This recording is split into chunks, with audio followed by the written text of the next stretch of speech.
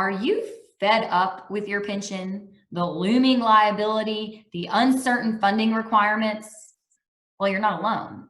A survey completed by Mercer at the end of last year, prior to global pandemic, found that 63% of companies that offer a pension plan are looking to terminate their program in the next 5 years.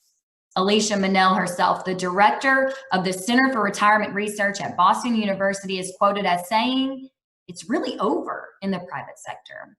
It's just a matter of when the last plan will terminate." Many plan sponsors have taken steps towards termination, whether by soft freezing their plan, where they don't allow new employees into the program, or by hard freezing the plan, where they actually go ahead and freeze the accumulating benefits of those already in the pension plan. To be sure, any level of freezing a defined benefit plan is a big step. And two of the most important things you can do is provide robust and positive education to those affected and create a solid, good alternative retirement plan for them to take part in. But what we find is most people who take steps to freeze their plan flounder. And it's really the equivalent of just kicking the can down the road.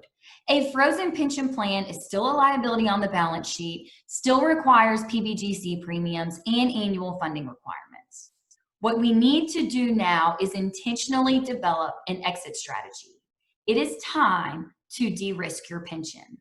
And there's really two primary ways that we can do this. We can buy out or we can buy in.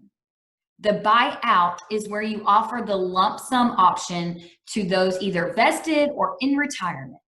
The idea is that they are taking a lump sum today and foregoing those future annuity payments, which to you, the company, are a liability.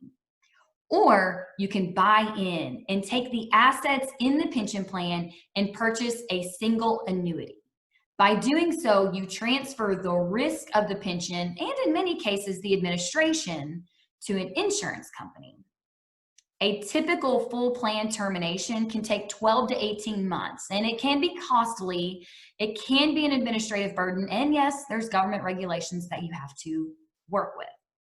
So what we see typically is that our plan sponsors just continue to take intentional steps towards termination. They may actually do buyouts in tranches. So for example, all of our retirees who are receiving less than $500 a month, we will lift them out of the program by offering them a lump sum payment. Doing it in tranches in this way, doing lift outs, can typically be done quicker, maybe a little bit more efficiently, and they're not as regulated as the full termination. Remember, our pension programs are still governed by ERISA, and the decisions that we make are being made as fiduciaries and must be in the best interest of participants and beneficiaries. But also, typically when plan sponsors are looking at de-risking their pension, they're doing so to make sure they can meet the promises that they made to current employees and retirees. Next week, we're going to look at this topic from the participant perspective. Are you being offered a lump sum? What are the pros? What are the cons? What questions should you be asking yourself? And how does your own personal situation affect your decision?